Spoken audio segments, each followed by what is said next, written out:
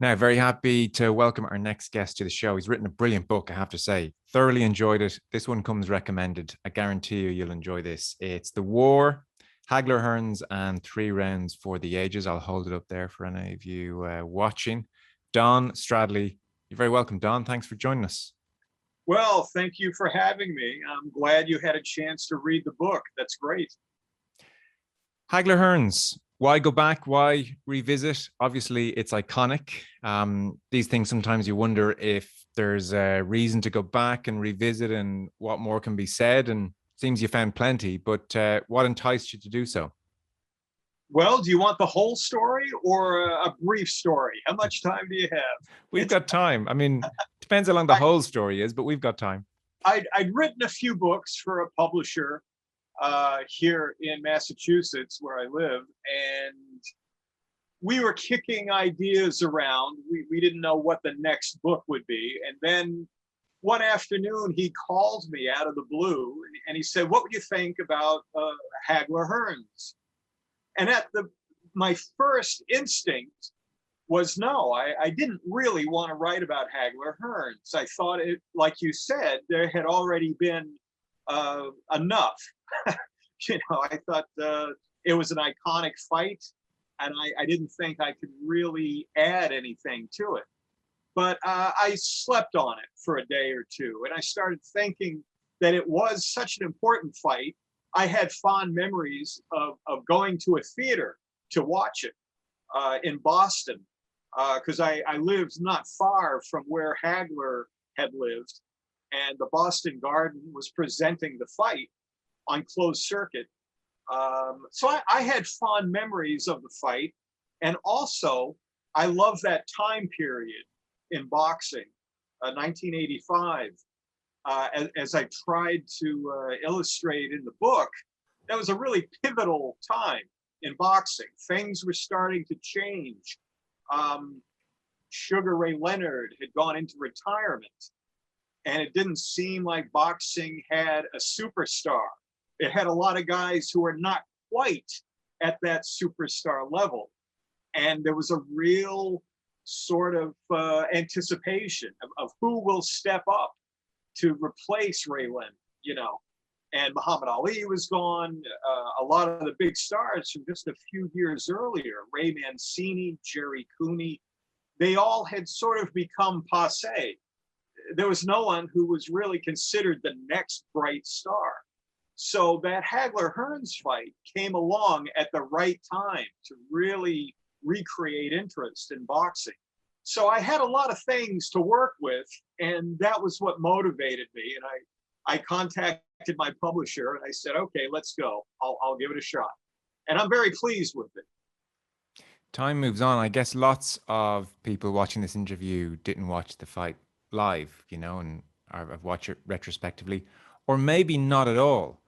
And I certainly had Hagler Hearns in my kind of lexicon just as a sports fan before I ever saw the fight, and you make the point later on in the book that it was such an instant classic and it became immediately embedded in popular culture. You cite numerous examples. Michael J. Fox is on one of the late night shows, and he's talking about the next movie he wants to direct, and he's saying, oh, it'll be, well, what he's trying to say is action packed, but he says it'll be like Hagler Hearns, or you have hockey fights described as well. It was like Hagler Hearns on ice. Instant classic. What surprised me the first time I ever watched Hagler Hearns, without knowing much about it, was that we're talking about an 8-minute fight. I just assumed something so classic had gone the 12 rounds or the 15 rounds, whichever. I guess it was changing at the time. So I remember being struck by the fact that this thing wasn't like this epic that went to the very end. It was 8 of the most extraordinary minutes. So for people still who maybe haven't seen the fight, give them a sense, maybe, Don, of why this was so extraordinary. What was it about this fight? Why should people go to YouTube and watch this fight? Well, when you remove it 35, 36 years later, you don't realize how big of an event it turned out to be, because at that time, coverage of boxing was starting to change as well, because pay-per-view was starting to become a factor, and as I mentioned in the book, In fact, I think I gave it a whole chapter.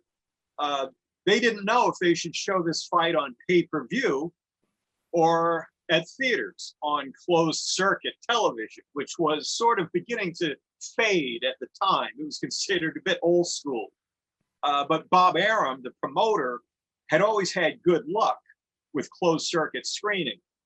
But to get back to your point, Bob Arum sent these two fighters out on this cross-country promotional tour before the fight that lasted a few weeks.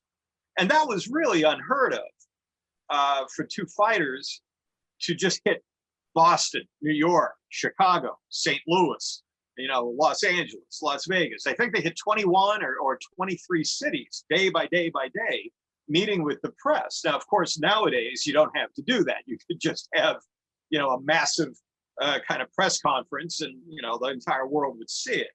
But in 1985, Hagler and Hearns went across the country.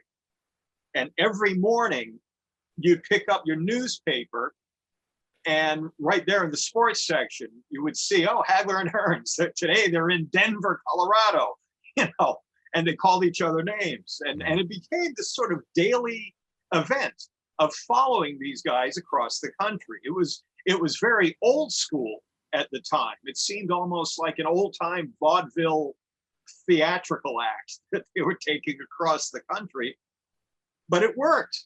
And it got people very interested in this fight.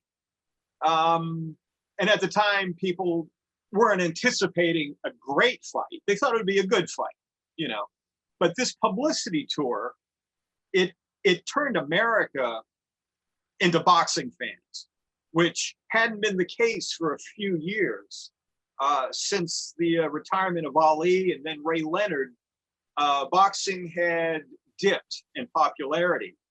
And the networks on television were showing boxing on the weekends, but the mainstream had kind of lost interest in boxing. And it was the publicity for this fight that really put it over. So with so much anticipation, the fact that these fighters tore into each other the way they did, it was unprecedented. Big fights, as you know, if you followed boxing, big fights rarely live up to the buildup. This one did 10 times over.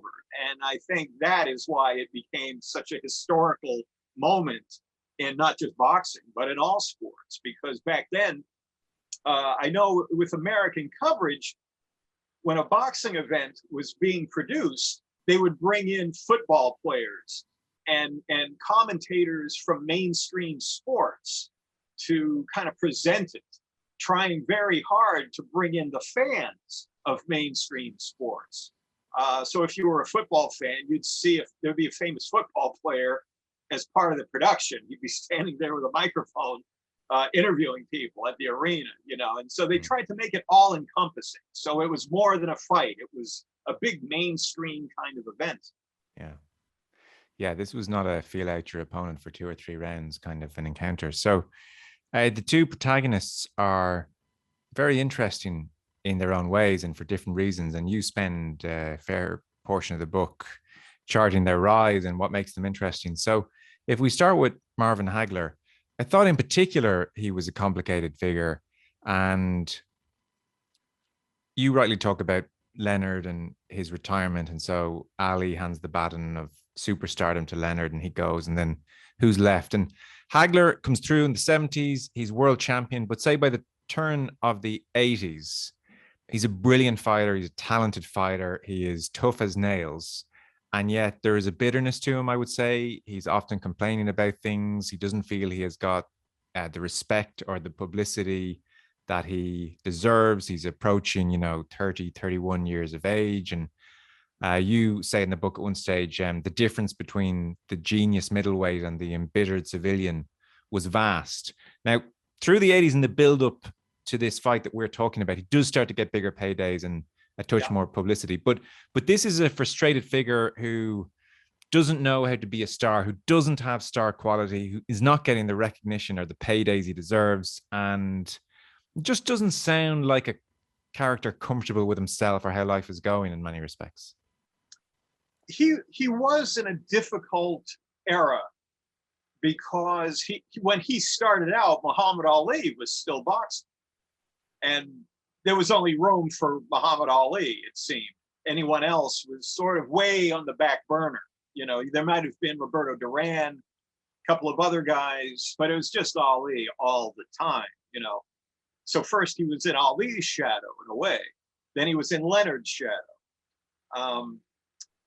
The problem that Hagler faced also was that he was not a ticket seller in those early years. He was just sort of an obscure fighter. Even in his own home area, he was receiving publicity from the local press. That's the interesting thing. The local press thought, this is a story. We have this great fighter, and he's not getting the recognition. So they would do a lot of articles on Hagler. It was very impressive the way the Boston press really gravitated toward Hagler. But I think it had an opposite effect, because every time they interviewed him, he was bitter. He was always complaining that he wasn't getting the recognition. And I think he turned people off. People didn't want to hear that this guy was complaining. They wanted to see, you know, Ray Leonard, who seemed to have fun every day. You know, they wanted their superstars to look like they were enjoying life, enjoying their money, you know. And Hagler just had this perpetual scowl. And the interesting thing for me was that I got to know his trainers over the years, because I wrote for the Ring magazine for many years, and I got to know Marvin's trainers, the Petronelli brothers, especially Goody. And Goody would tell me it was almost a crime that people never got to know what a nice guy Marvin Hagler really was. He says he would put on that face when he was in public. He would put on this sour face because he thought that was what people wanted. They wanted him to be this angry, tough guy. He said people never got to know him as a nice guy. And there are some people in the book who mention that he was a nice guy, very loyal, very personable, but he was never comfortable with the public. He could talk to you one-on-one. You know, if you happen to run into him in a bar room, you know, and I've heard this story. If you met Hagler in a bar room and sat down next to him, he would talk to you one-on-one. But the minute a second person showed up, or a third person, he would become very uncomfortable. He did not like a big crowd. He just like, yeah, maybe one or two people have a little conversation. He did not love the massive crowd that stardom could bring. So even though he craved stardom, he didn't wear it well. It bothered him in the long run. Yes. It didn't help he was fighting on HBO, which was obviously just getting going at the time. Sure. Middleweight champion, his defense of his fights, he was maybe pulling in $500,000, which obviously is better than a kick in the teeth, but it's only $500,000 compared to the money of Sugar Ray and others. And even you quoted Jack Craig of the Boston Globe saying of his move to HBO, you said it's both a statement about his lack of popularity or his innocence or a little bit of both. So he was stuck in HBO, and Bob Arum said around the time, you know, the problem is the middleweight division is dead. And so that's Hagler. That's Hagler. And to be fair, things do improve in the build up to Hearns. He does get to fight, you know, Roberto Duran. He gets $1 million for that. You know, or he gets $5 million for that. Sorry. What's interesting is that he eventually became the highest paid athlete in the world in '83. Yeah. You know, but no one knew who he was. Yeah. And that was really Bob Arum gambling.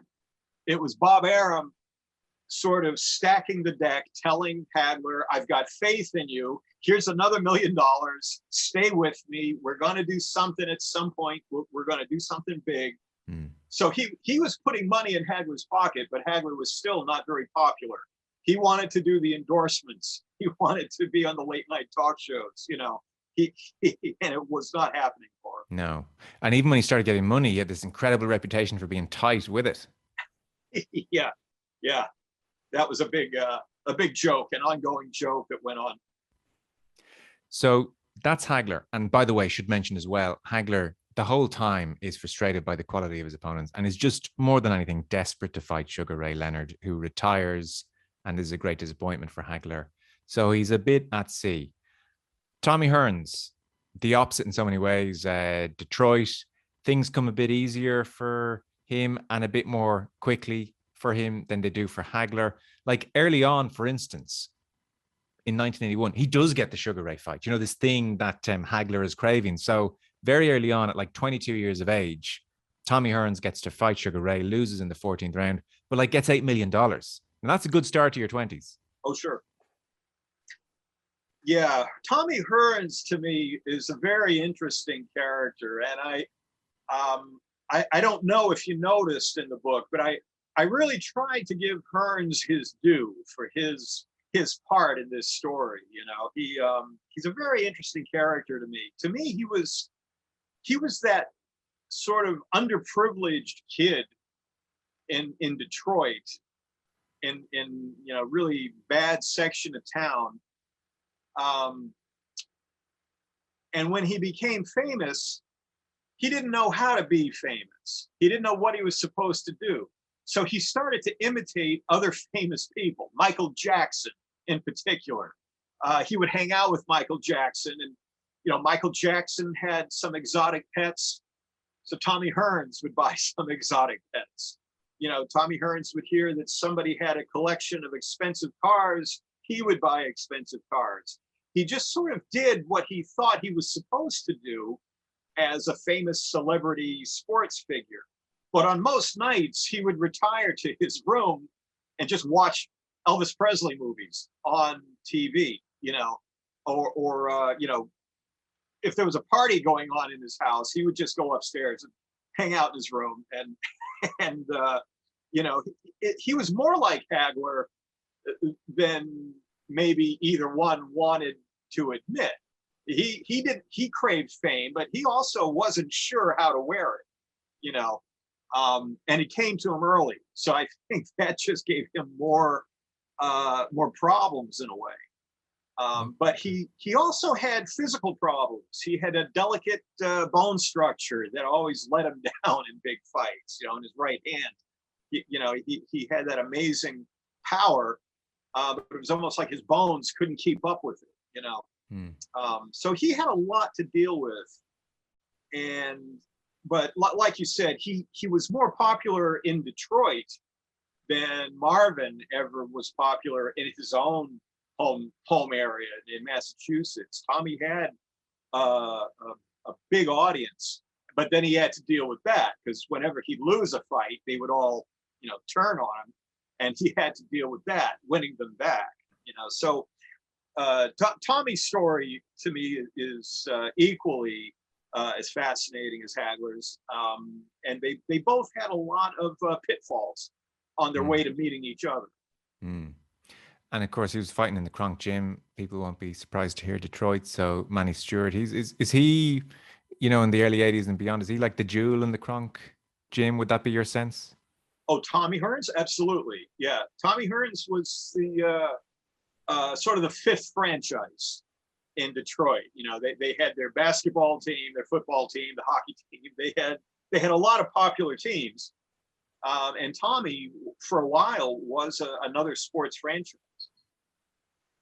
So you, well, it seems anyway, is my interpretation. You maybe illustrate after he fights Sugar Ray Leonard and the following couple of years, it's not like he's inactive, but there's a restlessness about him. A lot of hobbies outside of the ring, as you said. You know, he's buying exotic animals, and his cougar is biting him in his hand one night. You know, so it seems like fighting Duran and this amazing. You talked about his right hand, this amazing punch which knocks out Duran, sort of kind of puts him back on the map a little bit. Without that Duran fight, we probably would never get Hagler Hearns. Okay. Because before the Duran fight, Tommy Hearns seemed like he had, you know, been to the top, lost to Leonard, and was never going to really find himself again. He had some hand injuries. His fights were becoming a little bit dull. He was going the distance with guys that he should have knocked out. There was a sense that Tommy couldn't find himself. He was adrift. But when he knocked out Duran, suddenly, oh, he's the old Tommy Hearns again. That excited everybody. Yeah. No one took into account that, Duran was an over-the-hill lightweight who, was probably in over his head against Tommy Hearns. They only saw Tommy hit him, and he went down and set off the fireworks. Let's get the drums going for Hagler Hearns. Without that Duran fight, which actually was not a big moneymaker, which surprised me. I vaguely remembered it as being a successful fight, but apparently, from what I found out, it was a financial flop, because no one really believed in Tommy anymore. They were not buying tickets to see him fight Duran. Do you know, this is what struck me as well, because when I think of the 80s and boxing, in retrospect, it's Hagler, Hearns, Sugar Ray Leonard, Roberto Duran, these four kings. It's like a golden age. And yet it was kind of stunning to read your book and to realize actually it was in a little bit of trouble, boxing. The viewing figures were low, the ticket sales were average. Absolutely. It's only in retrospect that you talk of Hagler Hearns in hushed tones, but in advance of April 15th, 1985, as you said, something like Tommy Hearns against Roberto Duran, not a big commercial success, which is extraordinary from this vantage point. Right, exactly. Well, the whole concept of the Four Kings, I've never really liked it. I always thought it diminished those guys. I thought it's kind of a shame that you can't talk about one without talking about the other three. That irritated me a little bit. And I quoted Marvin Hagler in the book saying, look, there was only one king, and it was me, which is a quote I really like. But at the time, nobody called them the Four Kings. At the time, they were, Leonard was inactive for much of the 80s. He was sort of fighting when he felt like it. It was in and out. Hagler could not sell tickets. Duran was unpredictable. Sometimes he'd be, a colorful, winning fighter. But his heyday had been 10 years before. He was an over-the-hill lightweight trying to make money as a middleweight. And Hearns he blew his two biggest fights. He was knocked out. So nobody called them the Four Kings back then. That came later with some, looking back, you always think the good old days were better. And they of course, saying this, they deserve to be called kings. They deserve all of the recognition that they get now, and they deserve to be revered and put in the Hall of Fame. But that whole idea of the Four Kings, it's been blown out of proportion. They struggled. They had bad fights. Their fights were not all money makers. Even when Hagler fought Duran, it was considered a big disappointment, both as a fight and as a box office event, because Duran was on a bit of an upswing at that point because he'd won a few fights, and Aram had big faith in Duran, not Hagler. He thought Duran was going to bring the audience, and he still didn't. So I love that aspect of the book. It's kind of like a different way of looking at that period that people have kind of put a little icing on it. They tend to overestimate. It was a fun era. I loved being there. I was a young man and going to the fights and reading about the fights. I loved it.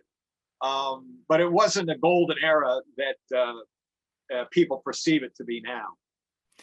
We're talking here with Don Stradley, who's written The War about the Hagler Hearns fight, 3 rounds for the ages. So let's maybe jump to the culmination of the book then, and this fight in Caesar's Palace in Vegas. I mean, again, things I wouldn't necessarily have known, but you make the point that Vegas in 1985 is, it's not exactly a sweet spot. It's trying to leave the mob years behind, and it's a while away yet from the corporate theme park of the 2000s. So it was kind of a tired city at that stage. What's fascinating, so, is that week, the build up to the fight. Talk to us about Tommy Hearns, his preparation, and Vegas, because Manny Stewart certainly has his regrets about that week. Yeah, it was a party atmosphere in Tommy's camp, and there was a tendency for Tommy, like a man who had put in 8 hours at the office. At night, he wanted to go out and have a little fun. That was sort of the atmosphere. He figured he had trained all day. At night, he'd go out, do a little gambling, maybe take in a show, maybe hang out with his little gang of his posse, his entourage. But that was his personality. He liked to keep things sort of lighthearted. He was sort of a happy-go-lucky person. He liked having his buddies around. And it generally kept him in a good mood, so he could approach his fights in a sort of an upbeat manner. And there were some who thought he's overdoing it in Vegas because he's getting ready to fight Hagler, who's a dangerous character. There was some thought that Tommy should take things more seriously. But, you know, he had it. He was set in his ways. He was like, I have fun when I'm training. I enjoy Las Vegas. He had fought there a few times in the past. He was going to have fun. Now, the other side of the argument is maybe if he had locked himself in his hotel room at night, it would have been the same fight. You know, he could have taken things more seriously and been more monastic, live like a monk, and Hagler still would have came out charging and knocked him out. You know, there's no telling if he had been a little more serious, if the fight's outcome would have been any different. People I talk to, and I get a few of them in the book, a few brief comments. They just say, yeah, that was Tommy. He was determined to have fun. He could, in future fights, he did take things a little more seriously, but he always had kind of a playful character, a playful persona. He liked practical jokes, you know, his fast cars. Yeah, because if we fast forward to the scene maybe in the dressing room just before the fight, that's extraordinary, really, because well, Manny Stewart doesn't like what he feels is a party atmosphere there. The entourage is way too big. You know, this is a serious place in the moments before a fight like this, and he felt too many people equaled party atmosphere. I think it's is it Hearns' brother gets in a scuffle with some security guy. So Manny Stewart, who feels he's the best in the business at wrapping the hands, doesn't get to fully wrap Hearns' hands. Again, extraordinary when you think the magnitude of the fight. And that's when, as well, and I don't know if this is connected to Vegas or rumors of overtraining, or you can shed some light on it, hopefully, but it's sort of in the dressing room.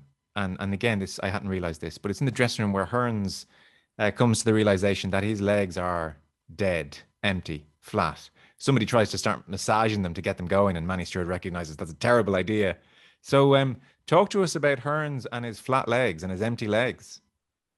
I know, that's sort of the smoking gun of the book. Well, a lot of people at that time simply wrote it off as nerves. And I mentioned that a little bit in the book, that, you know, a lot of reporters sort of just jumped to that conclusion. Well, his legs are flat because he was scared. He was nervous. And that, you know, just took it right out of him.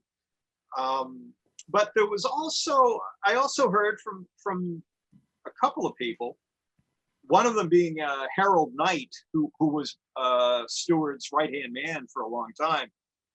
He claimed that Stewart told him Tommy was doing extra road work without telling anybody, particularly in the early part of training. He was going out at night when he was in Florida. He was training in Florida, running at night, putting in an additional couple of miles on his legs every day.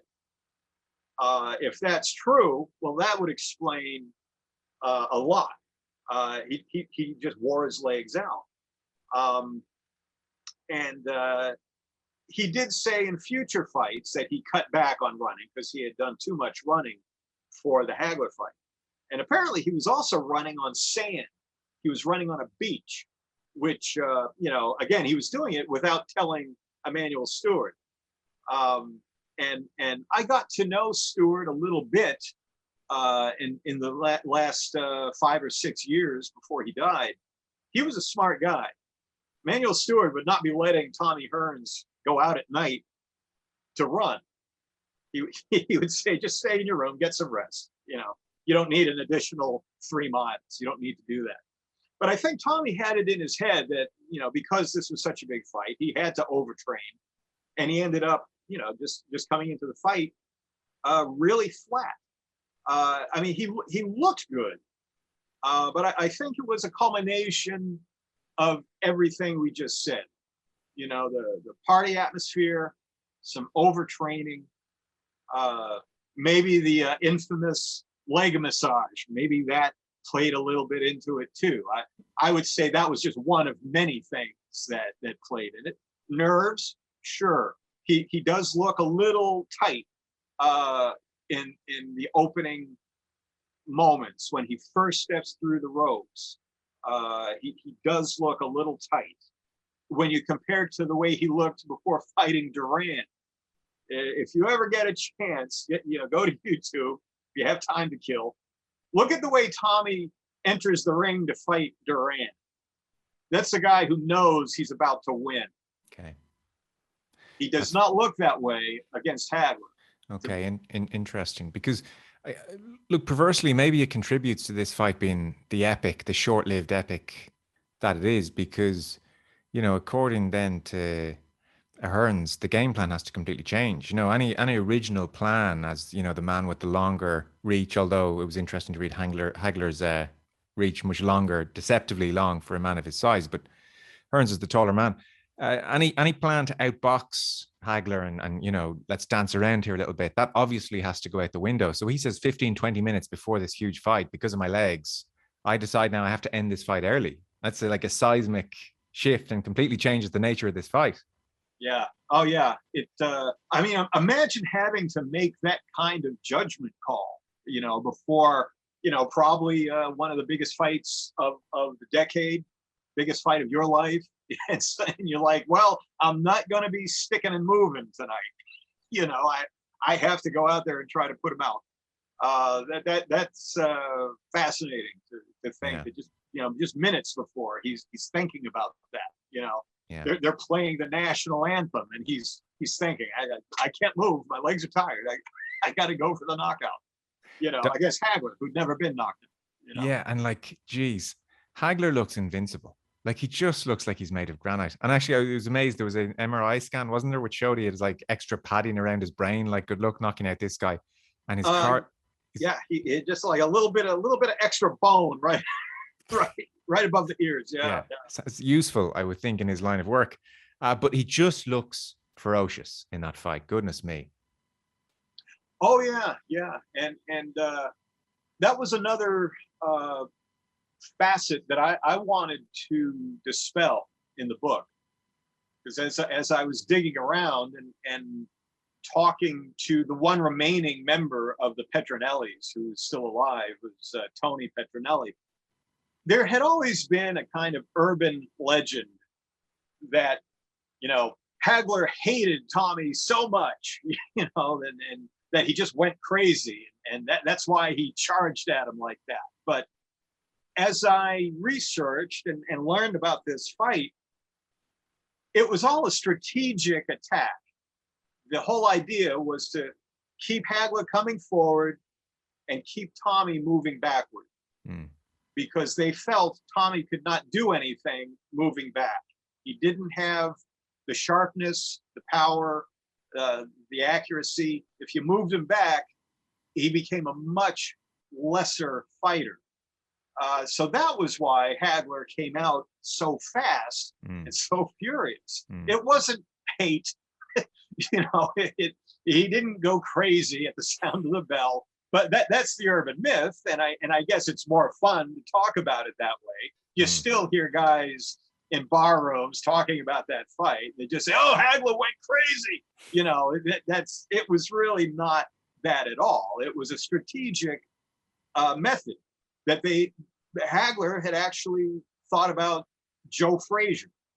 And the way Joe Frazier would, come in low and hard, trying to, break down taller opponents, like Ali.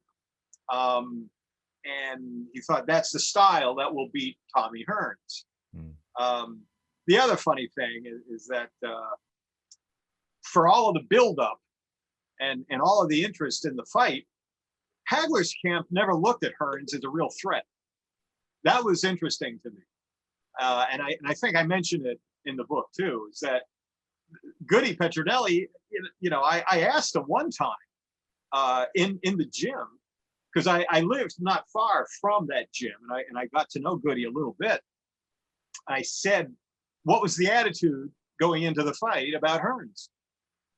And he said, Hearns was a welterweight. We did not have any concern at all. We thought it would go one round. Yeah. Yeah. And I thought that was fascinating. For all the buildup, all the excitement, they were not at all concerned about that guy. Yeah. One thing actually I didn't mention, but I hadn't realized either, is that Hagler had this ability to switch seamlessly between orthodox and southpaw and would do it routinely throughout the fight, and was just another weapon in his armory. As for the postscript, it's interesting. Hearns, again, to dispel maybe notions of hatred, Hearns goes into Hagler's dressing room afterwards and offers very sincere congratulations and says some nice things to him, and they go their separate ways. Hagler eventually gets his fight against Sugar Ray and loses.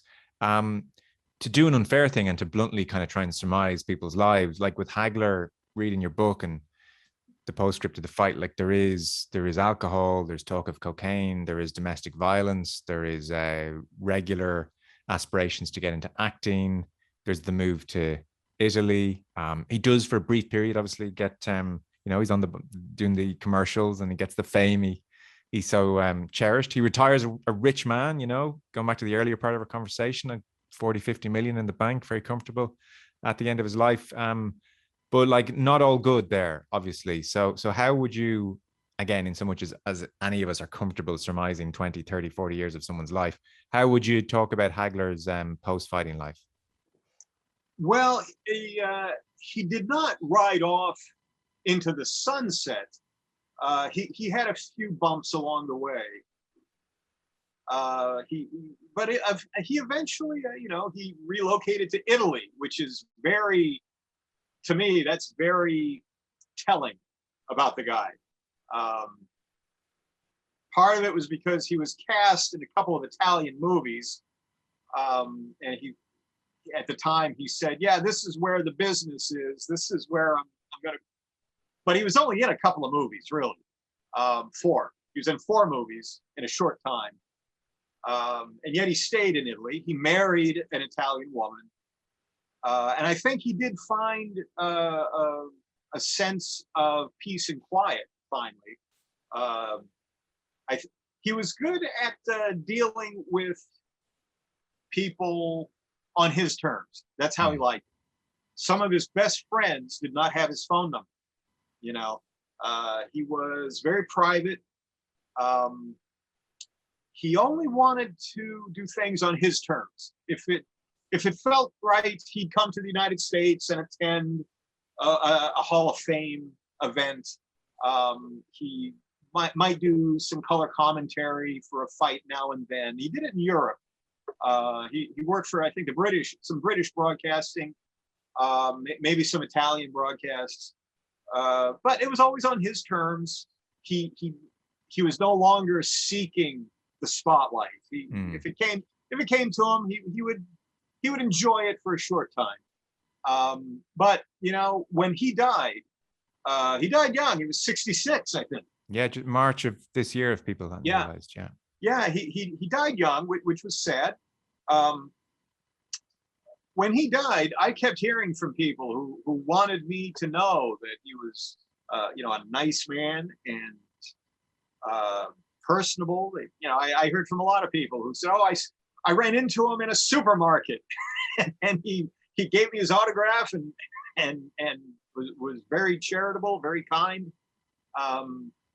So it seems like I hate to say he mellowed out with with his older years. But I think he did. I think he got a chance to taste fame, the fame that he had craved, and it backfired on him a little bit. He decided he didn't enjoy it. Yeah. But he did. He was able to enjoy the benefits of it. Okay. Yeah. Thomas Hearns still alive. Tommy Hearns still alive. Falling out with Manny Stewart, which is quite sad, and it was over money. So Hearns post-fight, the effect of this fight on Hearns. I mean, I'm sure he had to relive it far more than he liked. It's easier for.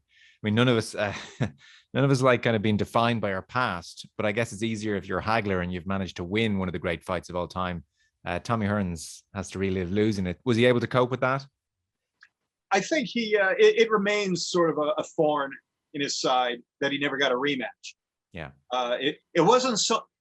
I don't think he's angry that he lost. I think he's angry that he didn't get a rematch, because the two other key fights that he lost, to Leonard and to Iran Barkley, he had rematches and he did well. A lot of people think he defeated Leonard in their rematch, though it was called a draw by the judges. But a lot of people think Tommy won that one. And I think Tommy was satisfied with his performance in the rematch with Leonard.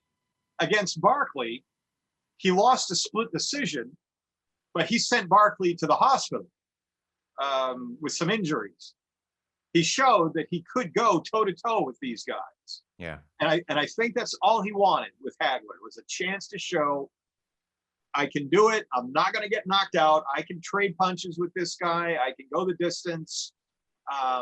Because yes, sorry to interrupt. Like, again, my fault. A key point not to mention, in this 3-round fight, he does walk back to his corner at the end of the first round with a broken right hand. You mentioned his tendency to have these issues. So, I mean, again, watching it today, again, in advance of talking to you, when you watch rounds 2 and 3, and probably a portion of 1, knowing that this guy has a broken right hand. Oh, sure. I mean, it makes it a more wince-inducing experience. It's extraordinary bravery.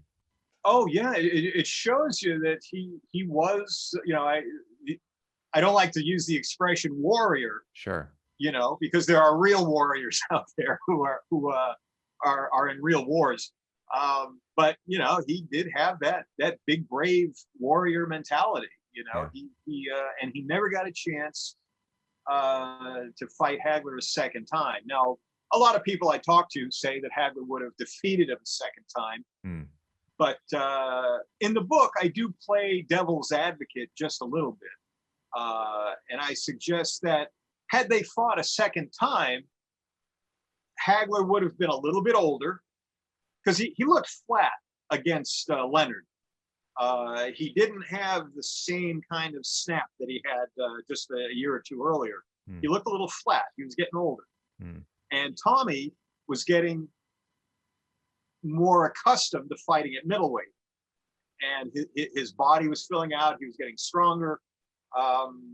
So I do give Tommy a little bit of a chance in a rematch. I think he may have done, I don't know if he would win, but maybe he would have done what he did in his other rematches. Maybe he would have gone the distance, kept it close, maybe even steal a few rounds. Could have been interesting. And I don't think it was an automatic replay of the first fight. Okay, interesting. And how has he spent his retirement? I mean, we alluded to maybe a bit more ostentatious with his money than Hagler and the falling out with Stewart. So is he sitting on a huge nest egg? Is he comfortable, or where is he in his life? Well, from what I heard, he still has his big house. He's not rolling in money, I don't think. But he's done what a lot of older athletes do. He goes on the autograph circuit, signing at memorabilia shows, things like that. I actually saw him a few months ago. There was a memorial service for Hagler. And I live in Massachusetts, so I wasn't too far from it. I thought, well, I called my publisher and I said, let's go down and pay our respects, and Hearns happened to be there. Now, he didn't speak, which is telling. I think he has some issues now with, he doesn't sound as clear as he might have in the past. Boxing as many fights as he had. I think he had well over 60, maybe 70 fights, and they were a lot of rough ones. I think he has some health issues. He moves around well. He still looks big and imposing, but his speech is maybe not as great as it used to be. But he was there. He was signing autographs, shaking hands with people. He looked physically healthy, he was moving pretty well. He wasn't shuffling or staggering. He was moving pretty well, I think he's okay. I don't think we have to feel sorry for him. I know there were some issues with his family. He lends his money out to a lot of people. There's a lot of that going on. But for the most part, I think Tommy's okay. He still occasionally makes the appearance with Ray Leonard now and then. They'll appear together somewhere. And I think he would have liked to do that sort of thing with Hagler. Maybe make some appearances with Hagler over the years. They only made a couple. There was the opening of a Kronk gym in England, I think. And they appeared together there with Stewart. But Marvin was never really in a hurry to relive the past. He said that was in 1985. We did our thing. We don't have to keep doing it. Hagler was, now is now. We're living now. I don't have to keep doing that. I think Tommy might have liked it, though. And in fact, there's a great story in the book about the two of them at a hotel during a Hall of Fame induction weekend, where they were entertaining children in the hallway. Kids who did not know who they were, and they were just happily playing with the kids. So that I thought that was a nice little story from Al Bernstein, who I don't know how well you know Bernstein in Ireland, but he's a big name in America as a broadcaster. Yeah. And he told me this story about Hagler and Hearns just entertaining his son for the weekend. His son didn't know who they were. His son was not a boxing fan. It was just his little kid. And Tommy and Marvin, almost felt obligated to show the kid, a good time. Because I've been up there in the summer for those Hall of Fame inductions. And in the middle of June, the weather is always hot. While you're waiting for the ceremony, it can get a little boring.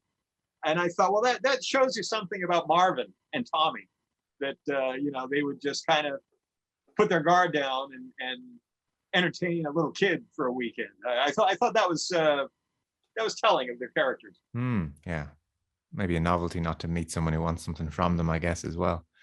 Don Stradley, The War, Hagler Hearns, and 3 Rounds for the Ages. I will hold it up again there. Well worth a read. If you're listening to this and you haven't watched this 8-minute fight, I guarantee you have spent 8 minutes on worse things. So go on to YouTube there and have a watch. It's long overdue.